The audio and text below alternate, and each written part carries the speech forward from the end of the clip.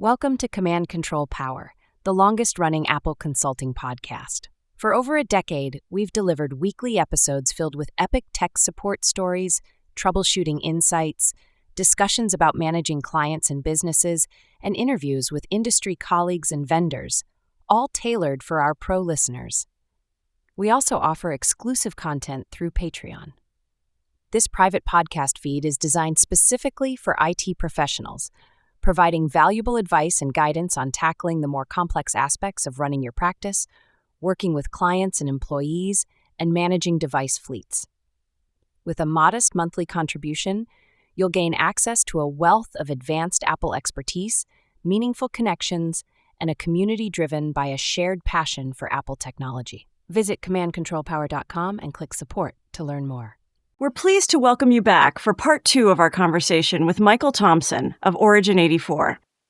If you're just tuning in, we highly recommend going back to last week's episode to catch part 1 of our interview. It sets the stage for everything we'll be diving into today. Thanks again for joining us, and we hope you enjoy the show. So, Michael, a little bit of what you were saying there was reminding me of this concept of a boutique consultancy. And I think like when someone put this idea in my head, or I put it in my own head, it almost sounded pejorative. It's like you're just a boutique. You're like this little small, inconsequential, like a little shop on the corner that no one really visits, and you don't do much business.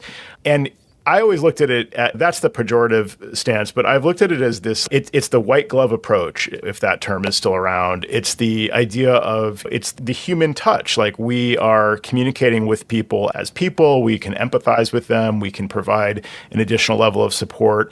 And it's not about, to your point, responding as quickly as possible with an automated response that is probably unhelpful, but at least you were quick about it. That doesn't really have any value to the clients that we tend to serve.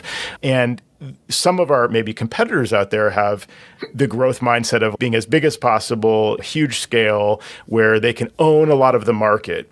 But the question would be like, how happy are their clients in those relationships? Is the client making a decision based on cost, minimizing the cost? Maybe the support goes down to 80% of the quality. They're paying 50% of the price or something. Those aren't the clients that we're really interested in either. So what's the role here for a boutique consultancy? And do we continue to increase our price or hold steady with our price even when there are some people coming in maybe to undercut the market with some more of these tools? That's the question. I will say Apple has been a really interesting muse for me over my career. The answer that you need has already been shown to you by how Apple do business. So I'll unpack wise counsel here. Right? Please. Apple inherently were a niche product, but that was only because they spoke with design language and they built something beautiful, but it cost more money. And so there was a decision being made back at the emergence of the PC. It was going to go gangbusters. Like they knew, Apple knew it, all the other players knew it, but Apple made a decision to make something that was better by being more beautiful or by being more user friendly. So then we fast forward a long way, and you get to being a ubiquitous technology company where you got all of this hardware. Somewhere in the sort of mid-2000s, the consulting piece became a need where Apple ran out of the ability to hire engineers to do integrations, to put the products into like enterprise and corporate. And so they had to expand into these other areas to offer services, but they couldn't do it themselves and they couldn't outsource it to a multinational with like boots on the ground. It needed to be more local, more personal. And so with that, the consultant network came into existence. That is what we are. We are Apple consultants. If there's anybody in the Apple Consultants network that's a managed service provider, then consulting has to be a component of their offer. The managed services piece is just a marketing or a payment methodology of the advice that they're giving at the consulting point. So what I think is really valuable is to go, it might be boutique, but really what you're saying is that you're niching in to the consulting component first. And with the consulting component, you can reduce the support burden because you're doing more intelligent strategy, and then you get less noise. And I can share these conversations in person, but we have a perversely small amount of tickets for a company of our size. But we also have, if you wanted to look at it from an organizational structure, a really top-heavy organization. So the support team members are inverse to the number of devices we support. But the smarts come from having the intelligence at the front end to avoid the ticket in the first place. Yeah. If you can get into the consulting mindset, you can show that value to the stakeholder that you're working with, and you're saying, we've got this, and we've got this before you even knew you needed to get this. And the tickets are always going to be there. They're going to float up and down based on bad patches or changes to this or whatever's going on. You've got to move away from ticketing to consulting. And that's how you will win this battle. And being boutique means that you're focused on that. When you walk into a menswear place that has Italian clothes, you feel $1 million because the guy's measured you up and he's complimented on how you're looking really buff, and you may have lost half an inch around your waist and all that kind of thing. It's all it is. It's just social engineering. And with our clients, the consulting piece is just social engineering until you get to the point where all the answers to solve the problems are exactly the same. So there's only one way to secure Microsoft to a certain level. You have to put all the buttons in the same direction, all the sliders go that way. What I'm saying is that when it's routine and it's a task that you can get anyone to do, that's fine. You can let anyone do it. But lots of companies don't do consulting. Yeah, I love this mindset shift. Where I thought you were going with this dichotomy between consulting and managed services was that the consulting is this easy thing that anyone can do, and that's how we all get started. But managed services is this thing everyone's aiming for. Going back a number of years, we always refer back to this show where Jerry and Sam and I learned about managed services right here publicly on the show all those years ago, and realizing we really need to get on board with this. But to your point, that's a business model. That's a methodology for supporting mobile devices, et cetera. But fundamentally, what we do is still consulting. And regardless of how you bill for it, the service we're providing is to be an interpreter for our clients, to be an advisor for our clients, to be able to help them understand the right way to sometimes run their business, or certainly to run their technology, and to communicate that with them. And so that's a major component of everything we do. And let's not forget about that and get caught up in which tool to use to be our practice management software to be able to automate more ticket resolutions or whatever. It's really, that's all fine and good, and that helps us with some of the efficiencies. But fundamentally, what we do is we're consultants. We hold a lot of knowledge and expertise, and that's what our clients are paying us for. And you can't replace that yet with AI and with automated ticketing systems. So maybe someday we'll have you back on when we get closer to that point in time. But for now, it's good to know that we still have job security.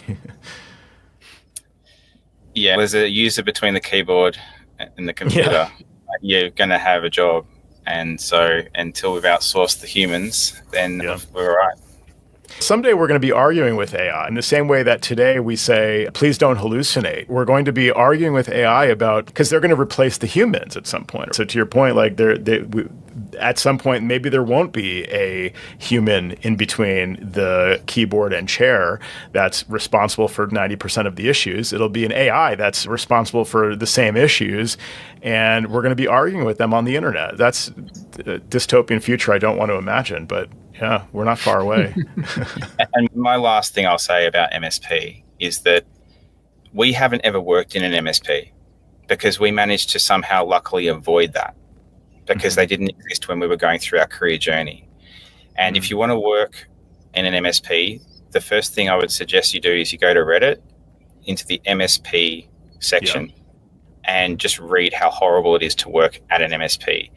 None of our colleagues run an MSP because I don't think any of our colleagues in the ACN that I know of would treat any of their staff, any of their clients with the contempt that I see in that space. And so all I would say is that the quality of the people that we surround ourselves on in this really funny corner of the world, the internet, which is the Mac admins or in the market in the Apple consulting space, I think is pretty special. And I'll still say part of that is people like yourselves who are willing to give their time to run podcasts and create community. And then there's obviously the up and down yo-yo of where Apple's at on that. But to the point, like the people who are invested in this with heart are the people that you want to surround yourself with. And they're the people that you should take your guidance on how to do business from. Yeah, that's a great point. Yeah, let's zoom out a little bit and speak more to the just general business day-to-day running of the operations. Let's get a little refresher on where you're at, Michael. How big is your team these days? Well, we float around a team of 6. We have 2 outsourced resources. I think it's fairly common to have finance and HR outside of the core team at a scale of under 10. We've been pretty stable. And I think stability, again, I think I said this last time, all you can ask for is consistency. And consistency, it doesn't mean there's not change. It just means that we end up with a very similar result after a period of time. So yes, clients have come and gone. Yes, products have come and gone. There's been a lot of adjustments in the market in terms of technology and tools and so forth. But overall, our team, we're really happy at the size that we are at the moment. And we've talked about scaling and how that would look, but you also are going to find it really difficult to work out how to create integrity across another team of 10, where we haven't really got the processes in place yet to deliver that. Yeah, so we're doing pretty well. On the counterpoint, the Australian dollar is not. And it is one of those variables where we buy a lot of our tools in US currency, and that is like 11 cents less valuable today than it was a year ago. And so when you look at that from a client perspective, we have a couple of different things going on. So you might see a price increase from one of your vendors, and then you have to absorb or pass that on. And so we've got that same increase plus the fact that our dollar is less valuable. So our inflated rate for a product that we're reselling is significant. So we have an extra layer of consideration when it comes to some things in the economy, but yeah, it's overall, we're doing well. Nice. That's great to hear. Yeah, the macroeconomic factors are, it seems like always something that's, if anyone could predict it reliably, wouldn't need to be doing this day to day. They would just have all the money in the world. But now more than ever, it's just so hard to predict. So I went through a period of time toward the end of last year thinking, should we stock up on Unify gear?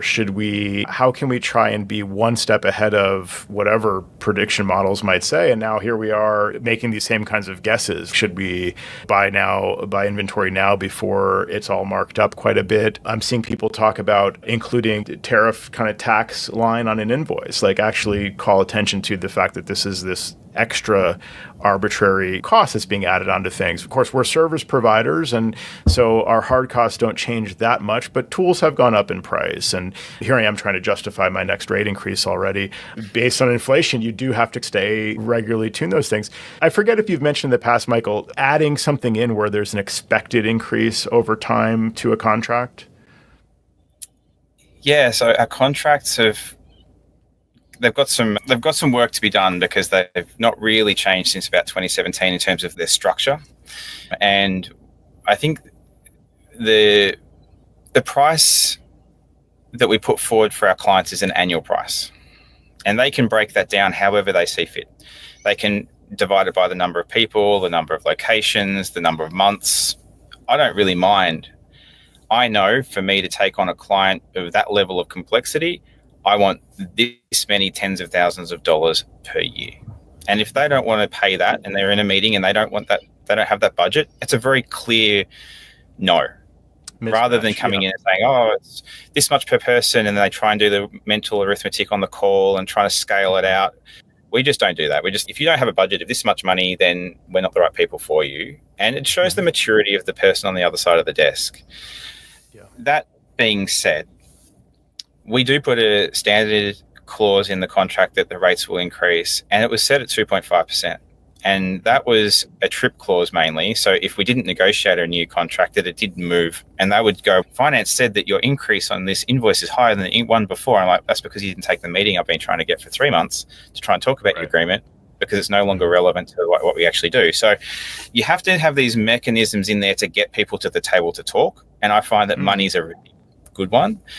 But then does that reflect the true situation of how much you need to increase your prices by. And so every time we sit down and talk about our rates, every time we talk about what will our clients absorb, our tactic is really to understand the needs of the client, understand how much the problem is worth for them, and then provide them as much capability for the budget that they have. And so if that budget is generous, well, they're going to get further and more from us. If that budget is just the minimum to get into the sandpit, we will give them the minimum. But at the same time, we know that when you do the minimum, sometimes there are things that outside of you that come in that you could have seen on a radar had you been a little bit more attentive, and we're just not giving them that little bit extra attention. Ultimately, it's a case of you get what you pay for. Yeah. Can you give examples of something you wouldn't take out of a contract to meet a certain minimum? Like you wouldn't take out malware scanning or whatever the case may be.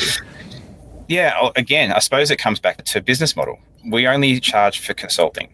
We don't charge for bundled tools into a packaged price. So when we talk about malware scanning, we make sure people have malware scanning, but I'm not selling them a malware scanner.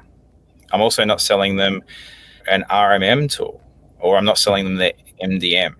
All of our clients own all of the tools that they use where absolutely possible. Maybe one or two tools are some of the secret magic that we want to bring, and that will be noticed when you're not working with us anymore, because it's like, how did they manage to do this? And now that doesn't happen anymore. You've got to have a little bit of that pixie dust. But overall, what we're trying to do is move into that space where we're acting as your IT manager. We're acting as your IT help desk. We're acting as your whatever you want to refer to us as in your business, not IT janitor. But we want to be seen as internal. And if we leave, we want to make sure that whatever we have done doesn't cripple your business. So that's partially so we don't have to resell tools that may be in the currency that we can't control, and so they get the invoice from Microsoft and that's their problem. But I'm happy to not get a couple of dollars from the subscription if the conversation about price is direct to the vendor. And also, if they don't want to pay for it, the first thing that will happen when a company is going into trouble, we're the canary in the coal mine. I've said this to a couple of our team members in the past. I'm like, that client's going to go out of business. And it's because they're late. Yeah. It's because the way the conversation's going, I was like, they're in trouble. And so we immediately go into protection mode, and we go and make sure our receivables are pulled in, so we have less losses. But if we were on the hook for licensing, and you hear this all the time, if you've supplied the service and they've not paid you for the service, then you need to cut them off. And you can't do that effectively when it's their email, because there isn't ethical. Their email, their single sign-on, those kinds of major tools like that. Yeah, and you may not want to cut them off at the knees on those things, but you also don't want to be on the hook for paying. So I could certainly see the benefit of keeping that under their accounts payable directly to the vendor. Also, that's a variable cost that will increase with the number of users, whereas you don't price it based on the number of users. So in any given year contract, will you have variation in the number of users you support at that company? Yeah, again, when we strike a price or we strike an arrangement, it has a set of data points, I suppose, that we would just refer to. Locations, how many do you have? Where are they? That's all known with the price. Team size, we say, this is how many you have. Are you planning to grow? Are you planning to shrink? We factor in maybe, say you've got 45 people. We'll just say, look, this agreement covers 50 people. But if it gets to 50 people, it will be a point for us to bring it into the conversation to say, hey, you're at 50. We've got a clause in the contract that says we'll charge you $200 extra per person over 50 each month until the renewal. Is this just temporary? Because I don't want to sting you for $200. If you're like, oh, look, Julie's hiring a replacement for somebody who's leaving, and so we've onboarded them early, cool, don't mind that at all. Got it. The same goes with you can't have all you can eat support. You have to track your time, and you have to have a measurement of what the maximum is before you have a conversation with your client. And we do that on a quarterly basis. So you can go over 3 months in a row and you won't get an extra cost. I'll look back after those 3 months of being over and just go on trend over a year. We're actually okay, But if it's trending up and it's not looking like it's coming back for whatever reason, then we have to firstly look at ourselves and how we're supporting people, making sure that we're actually tracking the time correctly and we haven't double charged for time. But then we say, look, you're using more time than we agreed. We have to have a conversation about how we handle this, either in between now and when the contract is renewed, or we recontract to actually make the agreement match what's going on. But I think that the key there is trending. You have to have trends, and so you have to have good data. And the reason why is we don't like having conversations about money because it's just difficult. Clients don't love it. We don't necessarily love it. But if we can just say, look, you've gone over, and then we say you've gone over, and then we go, look, you've gone over 3 times. I think we need to talk about it. I think that's a very approachable way, because the one way that we used to do it, which is you go over and you get an invoice for extra, they were always fastest way to get someone upset is to send them an invoice for an extra support cost that they thought was included. And then justifying why and how it wasn't included. Yeah, you just get in the weeds. Yeah. Yeah, and so metrics, and I've never loved reporting to clients. I think ticket reports don't do very well for anybody when it comes to justification of effort, because a lot of the effort that we do is sitting around thinking about how we can tactically approach a problem to contain a cybersecurity issue, but not interfere with productivity on the team, and communicate that effectively to the leadership, but still get buy-in without creating fear.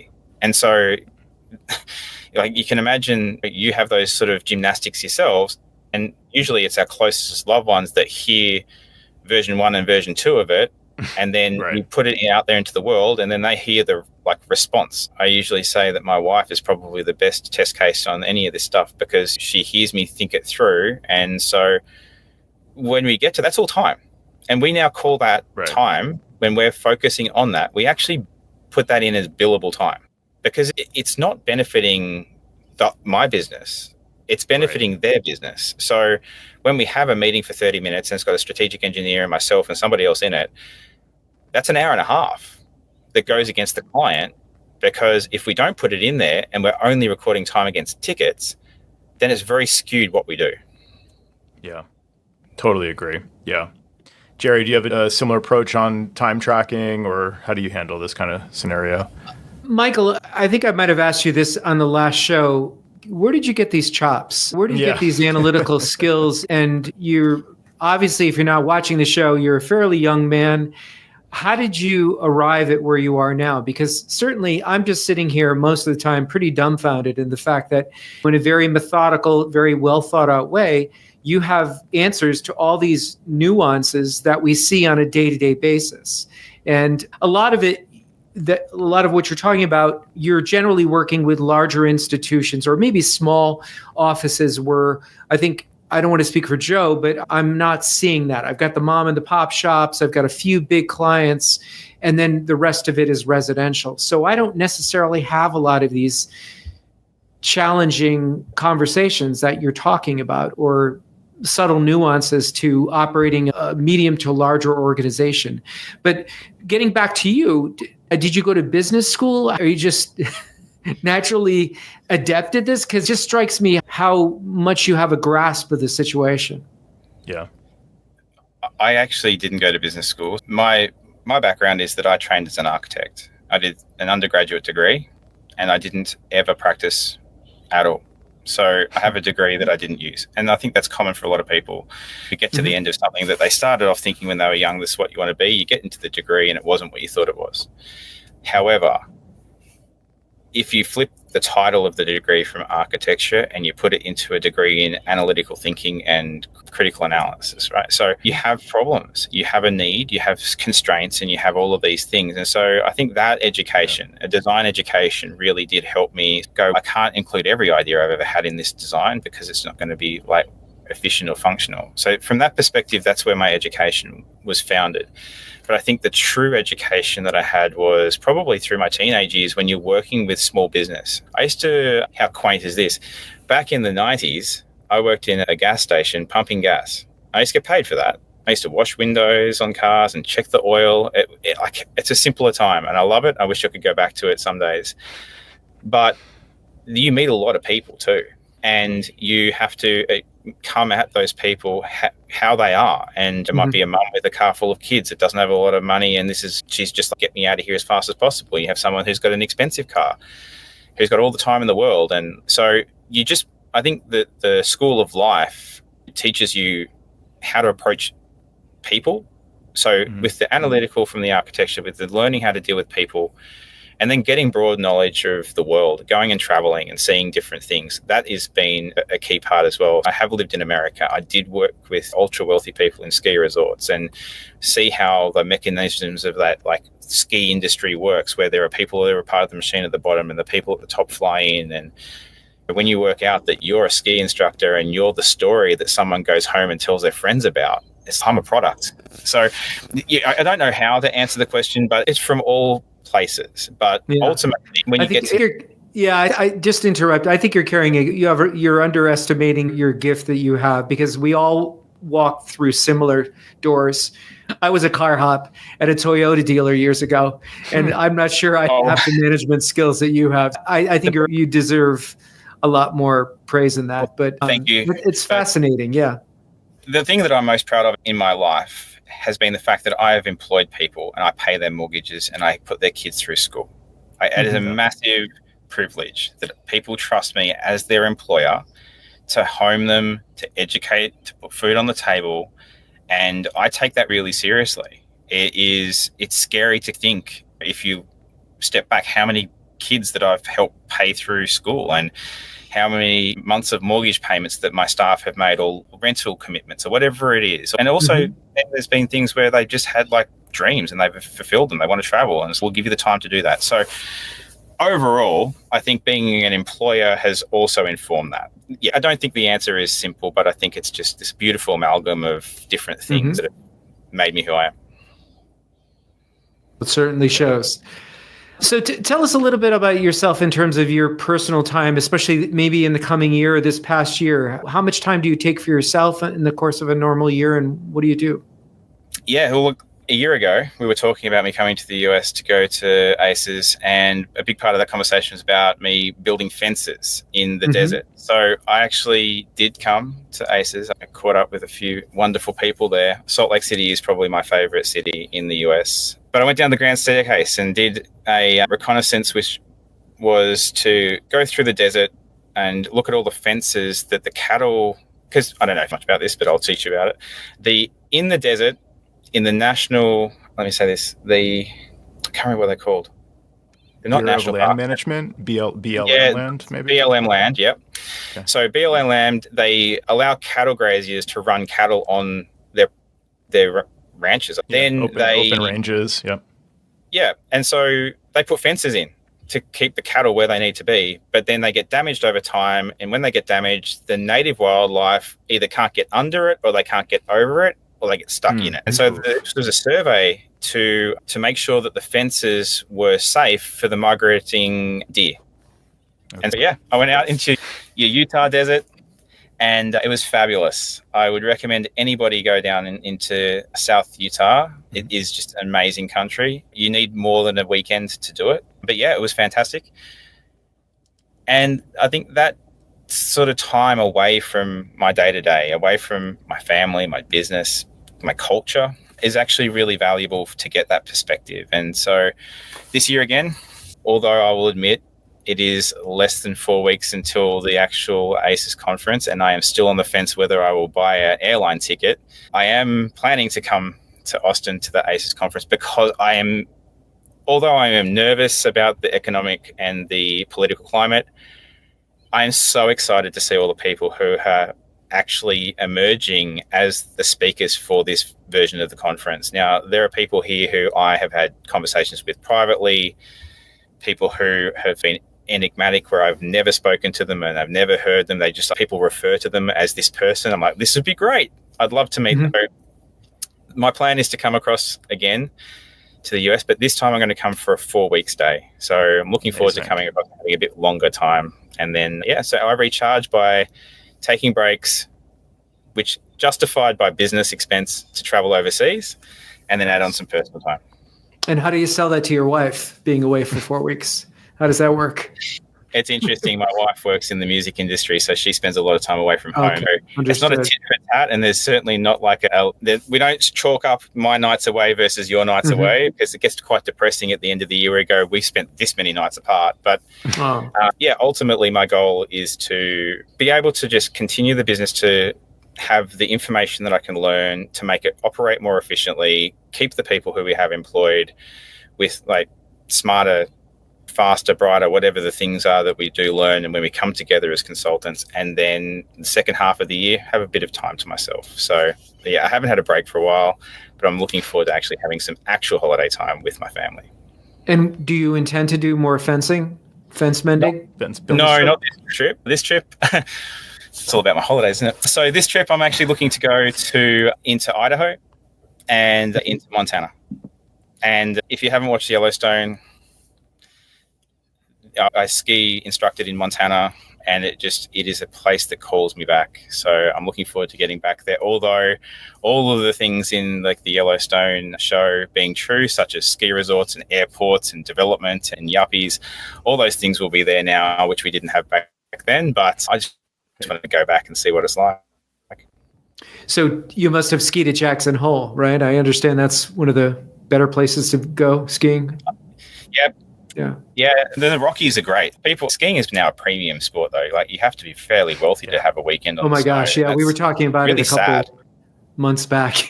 It's amazing. Yeah. And then even what we found is that my son's just turned 18 a week ago, and I said, look, you could do some kind of seasonal work. And we looked into it. It's ultra competitive now. To where before being like a lift operator was just like how you're going, and you just probably smoked a couple of joints the night before and then run a tow. Now you actually have to have customer service experience, and you have to have all of these other things. I'm like, this is shocking. The bar is now so high in society that they're selective on the lowest level jobs. So it's a very different time to get that world experience, and he won't have the same experience that I did. I probably was lucky to grow up when I did. And I learned about a micro generation the other day. There's a generation between 1977 and 1983. And this is a generation that grew up after the TV generation. So we ended up with technology in limited capacity through our education. The internet arrived at the end of that. Yeah. But we didn't have access through our teenage years to mobile phones.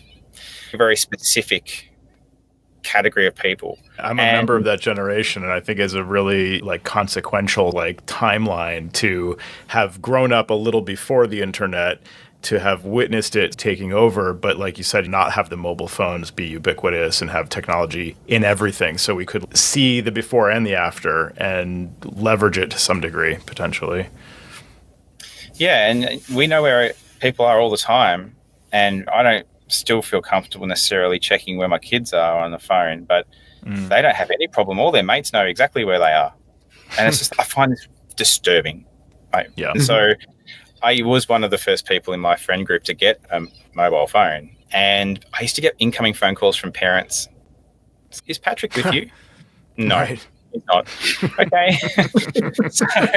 And it was like, because it was that much of a novelty back in the late 90s. Yeah. So, wow. I mean, it's funny to me to think back to making plans before cell phones, because you would arrive at a place at around the time that you planned. And that was like how people got together. And now, and it's been like this for so long, but it's a constant renegotiation. There's nobody really here. Let's like go somewhere else. Like the people that aren't there yet change their plan. It's just like all being reevaluated on the fly. But back in the day, as kids, would call from home from the one phone that was in the house, and you make plans, and then you arrive at a location at a certain time. It was all prearranged. Now it's just this constant, refactoring. So it's just a whole different experience. Yeah. And it's valid for us that we had that, and my kids will have their experience, and they'll look back on that as being like better than what it was when they're in their 40s and they've got kids getting something like drone picking them up and taking them to school or whatever will happen in the future. So it's just constant. But I also think I've been thinking about this a lot lately, because just the pace of society and growth, and we talk about growth in our businesses, that there is a certain point where expansion through growth is finite. We can't grow and expand everything forever. And being sustainable and working out how we can do those things in a meaningful way too is super important now, because the multiplier effect is real because the population is so large. Or even when we look at our client base, I used to have a small number of clients and they'd have some old computers and it'd be 4 or 5 years of life before they replace them, and you'd have a couple of things that had to be dealt with sustainably. We have a full asset disposition lifecycle program in our business now, which means that we tell the client when it's getting to being 3 years old, and we say, if you give it back to us at 3 years, we can sell it for a second life before it ends up being dead and going to landfill or wherever they send it. Ultimately, I don't trust where e-waste goes, but that means that we have to think about these things on an individual level. How many devices do we have? But then how do we help our clients? Because I believe in the environment being protected. How do we help them do that? But not say it's environmentalism. We just say it's good business, because the push to sell new products now it's there, and the devices we're not selling devices for 7 years anymore. Like a Mac Mini today is faster than a Mac Studio of 2 versions ago. It's silly to not replace. We have to look at that from that perspective as well. Yeah. Were you the person who conceived that, or was there another business in your area that actually came up with that? Because that's obviously another ingenious program to do that. It helps you because you're not working on old devices, and it really, like you say, motivates the clients. And if you did carry that environmental flag, I think that'd be like a win-win. Yeah, I've been very careful not to be causal or political with my clients. And so environmentalism or whatever it might be is something that I try and navigate away. But it goes back to our contract. So the reason why we don't want to have a device, so we have a 3-year life cycle on devices. We have a 4-year life cycle on servers, and we have a 5-year life cycle on networking equipment. And after that, what we do is we give people a 12-month grace period. But if any of that equipment breaks in that grace period, we don't fix it. It just gets replaced, but we will support it until it breaks or it gets to the 12-month end point of that grace period, and then we won't support it anymore. Now, when you say you don't fix it, let me just interrupt here. What does that mean? You don't have a repair bench in your organization, do you? No. Not on team. I don't know how it works everywhere, but in Australia with AppleCare Plus, we actually have on-site service from Unisys, which I believe are a multinational provider. And in our office, we actually have a dedicated office that the guy comes in so often that he has his own workstation. So effectively, we do have our own service department, but we're not paying wages for that. And in some ways, it's better because they have SLAs with AppleCare, so they're there more quickly than if you send it to the break-fix department to the Apple certified repairer. They've got a laundry list of people waiting for things for 2 weeks. So it's actually worked out really well. Yeah, it's a great setup. Yeah, I think I would really encourage people who sell Apple products to look at the life cycle of the device with the warranty component on top. So we build AppleCare into every product that we sell. The reason why is that if you travel, we can't help you if we're not near you. So Apple will help you if you're international. The other thing is if you pour wine into it, they'll still help you, which is handy. But then when we get to the thing where we say we won't help you, we can't get it repaired after 3 years when the AppleCare expires. So if you pour a drink into it after 3 years, it's got no value. So effectively what we're saying is we won't fix it. We will support the device and the person using the device, but the hardware, if the hardware is damaged, it just gets binned. So it just goes through the e-waste process, which is it goes to the e-waste company. They basically pay you cash for scrap, and they will securely destruct it. But bringing it back, if we can get the life cycle to occur before the warranty expires, and we can get people to replace the devices at 30 to 36 months, that product comes back, it's under warranty, we can get any repair done, and we sell it with warranty. And so they're getting 50% maybe or more of the value of the original purchase back through that life cycle. But if we say to the client, if you go after 36 months and someone damages it, you get zero. Their appetite for doing so is we actually want to guarantee we're getting something back. But not everyone damages their laptop in that 36 to 48 month period. Window. Yeah. But usually what we do is we life cycle out. So we do this because we want to kill tool sets as well. So we don't support any Intel devices in our mainstream. I think we've got 6 or 8 devices that are Intel for very niche reasons. And they won't go away because they're running like FileMaker on something that's never going to be upgraded or whatever it might be.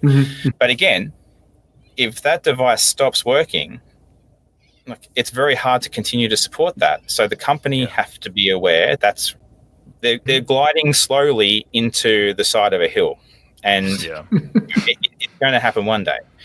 Yeah. But when you end up in a situation now where everything's Apple Silicon, it can keep up with Apple's release cadence of features because they're all supported devices, and that helps us be more efficient.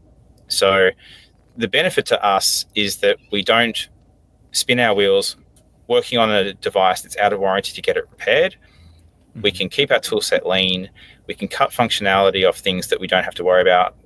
So there's one side is the benefit to the client. The other side is the benefit to our business being efficient. But if you were an internal, and I think about this from the perspective, if you were an internal IT guy, you wouldn't get the same level of buy-in to convince them to do this because as you highlighted, how did we come up with it? We just came up with it through seeing what other people do in corporate and just acting similarly. And I've got an old phone, where do I take my old printer? I don't know. We have rubbish bins. We have Origin 84 branded rubbish bins. They have a black bin with a yellow lid.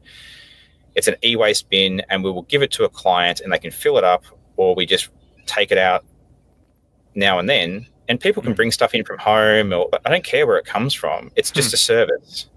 Yeah. But we also partner with an e-waste company. And so we'll bring that e-waste back to our office.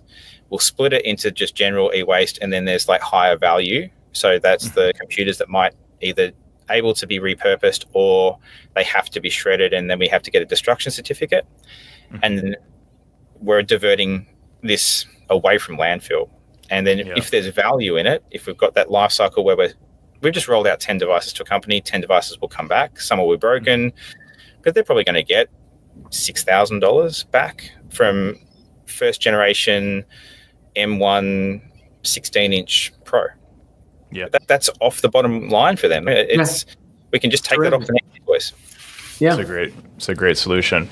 Michael, I want to let you get on with your workday shortly here. One last question that just comes to mind on this topic, though, is this idea that I've been playing with for a few years of including hardware with my plans, to have an ultra premium level of like a monthly plan that would just roll in leasing, partner with a local finance company or Apple financing to write the lease and build that into our plan somehow, just to basically ensure, because you have policies in place, you strongly encourage them to replace at a certain time, but you could actually just include it and say, at month 30, we spec the new hardware. We have it ordered in month 35, and then by month 36, it's just a swap with no downtime.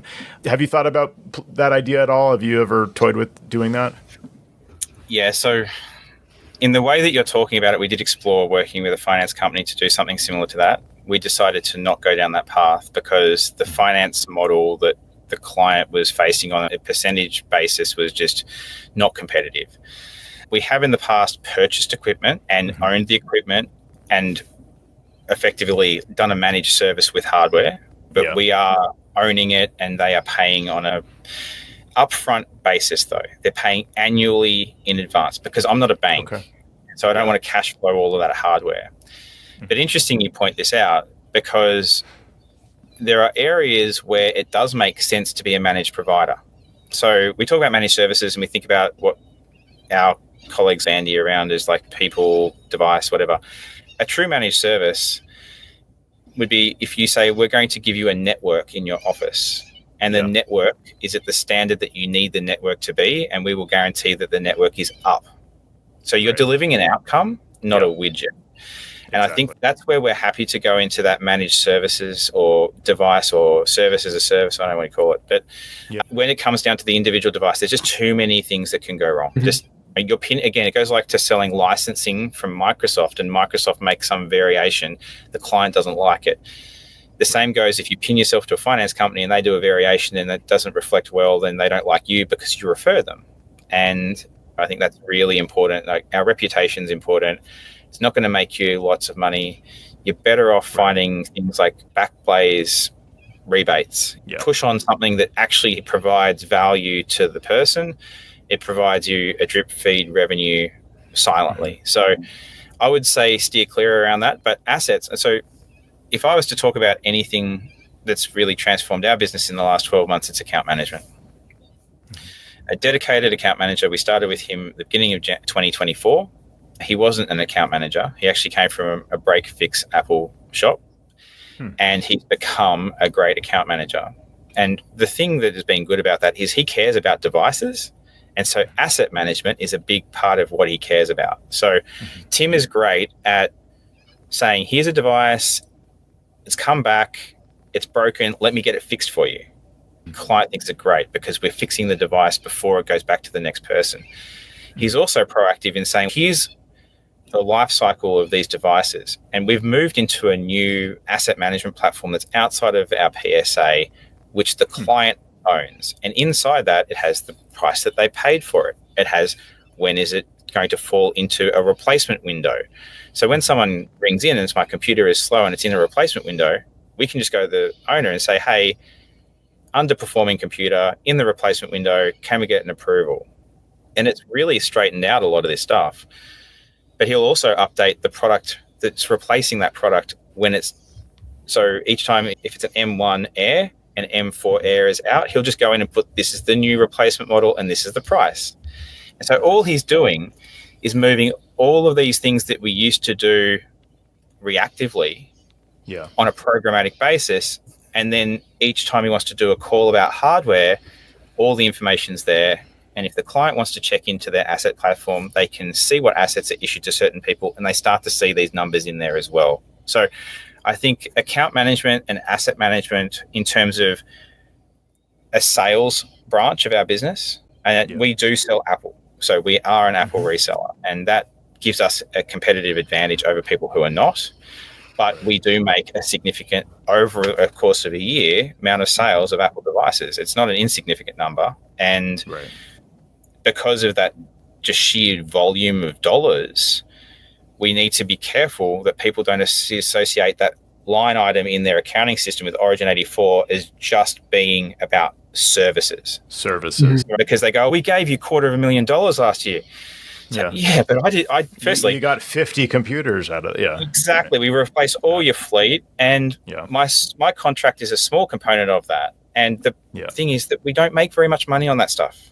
And sales, that's the truth, right? Even when you're in a competitive environment and you're an Apple reseller, no one makes more than double digits on an Apple product at full price, even if you've got the best capability to get the lowest base buy price. I don't think that's a secret. I'm not breaching any NDA by saying that. But when you see a Best Buy selling it at 10% off, and we're going to sell it at 10% below retail, no one else is getting that price. And they're subsidizing that by something in aisle 4. Selling you a $50 USB cable or something like that. 100%. It's like the print. I remember selling printers when I was starting out 20 years ago. It was a $49 printer and it was a $35 USB cable. And then the ink was $50. And those inks that you get in the printer are only the running ink. So there's only going to be 5 pages. Exactly. Right. So look, it's interesting. That's what you're competing with if you get in this racket of hardware sales and leasing. Small margins. So I think that for us, with all of the things that are going on, geoeconomic, geopolitical, relationships are important. Making sure you've got meetings that you're happening with your clients regularly, showing that value, showing that you're thinking about them when they're not aware that you're thinking about them, but telling them that you're thinking about them when you do it. And I think that's really these interactions that are meaningless potentially, like they actually are a non-productive interaction. It's all about making sure that they're aware that you're there. It's mind sharing.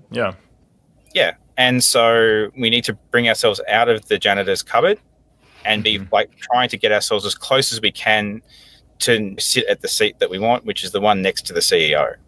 And if we can find ways to do that by talking about device lifecycle, which the finance team care about, brilliant. Because your advocate becomes the finance person, not the CEO, because the CEO is busy. And then your next advocate could be, if you do have printers that you manage, make sure that you send a report when you go on site that you've restarted the printer and here is the status of the inks and you've got this many pages left to go and would you like us to order a replacement? And so Amazing. all those soft opportunities that are there, if you're selling toner, is very profitable.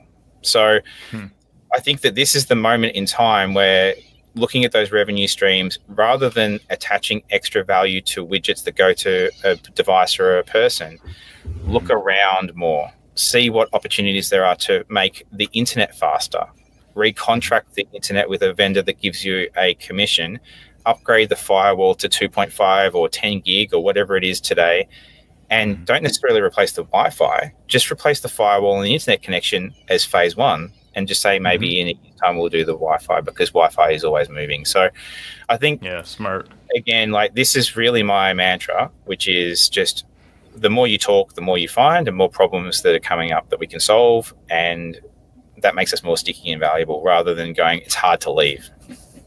Yeah, that's great. I love that, flipping that around.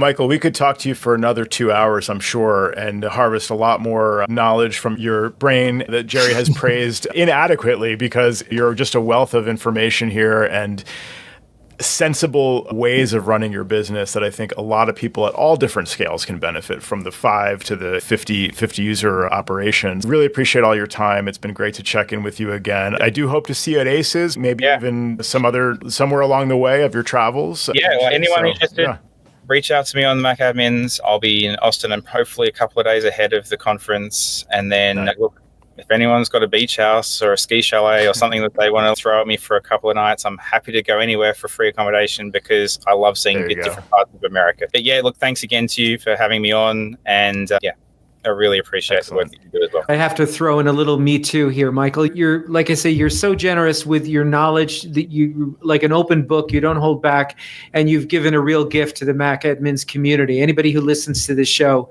for these next 2 hours is really going to come away with some really good information. So thank you for being so generous. No, it's my pleasure, guys. Hopefully we won't take another year.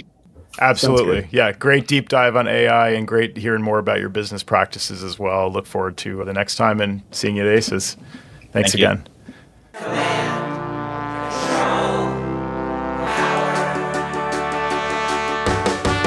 Jerry does his voices of customers of all kinds. Am I on the cloud? Joe spins his deeply detailed yarns all the time. I have a whole story about this. Sam is on the road again, phoning in from a hotel. At least we know where I am. Half a cent.